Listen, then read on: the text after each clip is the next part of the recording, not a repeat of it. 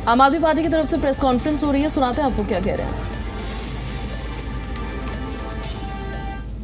का मुद्दा होता है, लेकिन किस तरह से भारतीय जनता पार्टी उन रोहिंग्याओं को संरक्षण देती है, आज मैं आपके सामने तथ्य के साथ एक्सपोज करूंगा।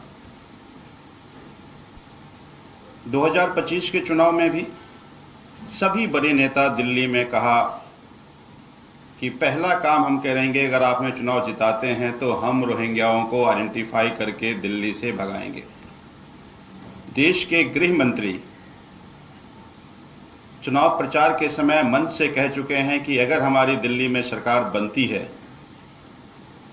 तो हम 1 साल के अंदर दिल्ली से रोहिंग्या को आइडेंटिफाई करके वहां से हम निकालेंगे। लेकिन चुनाव जीतने के बाद, सरकार बनने के बाद किस तरह से रोहिंग्याओं को संरक्षण दे रही है भारतीय जनता पार्टी, मैं आज आपको इसका सबूत देता हूं।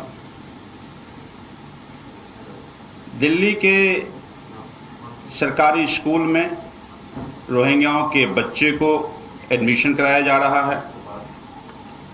ये लोग कहते हैं कि हम आइडेंटिफाई करेंगे, वो कहाँ है मैं देता हूं और उनको संरक्षण दे रहा, मैं बता रहा हूं आपको। 9 बच्चों का एडमिशन हुआ है। एसकेवी एक स्कूल है खजूरी खास का, जो दिल्ली सरकार का स्कूल है। 10 बच्चों का एडमिशन हुआ है सर्वोदय बाल विद्यालय, ये भी खजूरी खास में है। तो ये जो लोग टॉर्च लेकर ढूंढ रहे हैं, वो ढूंढ इसलिए रहे हैं कि उनको बसाना कहाँ कहाँ पे है और चुपचाप बसाना है। वो रंगे हाथ पकड़े गए। और ये दोनों जो स्कूल है वो दिल्ली के मंत्री कपिल मिश्रा जी के करावल नगर विधानसभा में है। कपिल मिश्रा जी, जिनको अभी कोर्ट ने कहा है कि प्रमा फेशी ये साबित होता है कि वो दंगे में शामिल हैं।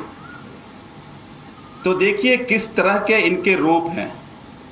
वो कहते हैं ना कि हाथी के होते 2 दांत, खाने के और दिखाने के और। तो कह तो कुछ और रहे हैं, कर कुछ और रहे हैं। अभी कुछ मैं भारतीय जनता पार्टी के नेताओं का स्टेटमेंट सुन रहा था। उन्होंने कहा कि सुप्रीम कोर्ट का आदेश है।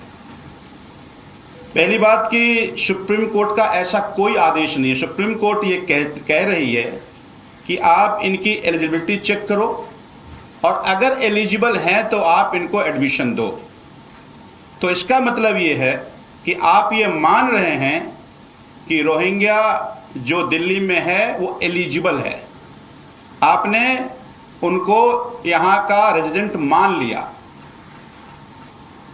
दूसरी बात कि सुप्रीम कोर्ट का ही अगर ये हवाला देते हैं तो सुप्रीम कोर्ट ने तो दिल्ली में कहा था कि दिल्ली के चुनी हुई सरकार के पास दिल्ली का पावर होना चाहिए। अगर सुप्रीम कोर्ट को इतना मानते होते तो पार्लियामेंट में एक इलीगल कानून नहीं बनाते। सुप्रीम कोर्ट ने यह कहा था कि इलेक्शन कमीशन में अपोजिशन, प्राइम मिनिस्टर और सुप्रीम कोर्ट के चीफ जस्टिस होना चाहिए। तब तो आपने उसको बदल दिया, तब तो कानून बना दिया आपने, तब तो सुप्रीम कोर्ट का आदेश को नहीं पड़ी आपको। लेकिन जब बात रोहिंग्या की थी तो सुप्रीम कोर्ट का हवाला देकर के आप उनको यहां का रेजिडेंट बना रहे हैं। तो इससे यह साबित होता है कि रोहिंग्या को इसलिए दिल्ली में बसा रहे हैं या देश के अलग अलग कोने में बसा रहे हैं ताकि हर चुनाव में इनका यह चुनावी एजेंडा बने और फिर उनके नाम पर चुनाव लड़कर चुनाव जीत कर आए। पहली बात कि इस पर बहुत सारी डिबेट चर्चा हो चुकी है कि ये रोहिंग्या आखिर दिल्ली तक आते कैसे हैं, ये बॉर्डर पार कैसे करते हैं, बॉर्डर पर कैसे उनको नहीं रोका जाता है। तो ये सारा खेल, चाहे बॉर्डर पार करना हो या दिल्ली में आकर बसाना हो, ये केवल इसलिए खेल होता है क्योंकि चुनाव में फिर वही रोहिंग्या का एजेंडा बनाना है, फिर चुनाव लड़ना है। तो मैं भारतीय जनता पार्टी को ये कहना चाहता हूं कि आप दिल्ली की जनता को रोहिंग्या के नाम पर गुमराह करके आपने वोट ले लिया, लेकिन जब कार्रवाई की बारी आई तब आप उसको संरक्षण दे करके आप उसको यहां का वैध नागरिक बना रहे हैं। तो आपका जो ये दोहरा चरित्र है, ये दोहरा चरित्र एक्सपोज होता है। दिल्ली की जनता ने आपको आपके वादों के कारण वोट दिया, आप अपनी वादा पूरा नहीं करेंगे, फिर जब अगला चुनाव आएगा तो फिर इसी रोहिंग्या का मुद्दा बनाएंगे। तो मुझे लगता है कि भारतीय जनता पार्टी हमेशा ऐसा होता रहा है कि जो वादा करती है उसको पूरा नहीं करती और जो नहीं कहती है वो पूरा करती है। तो दिल्ली की जनता इतनी बेवकूफ़ नहीं है।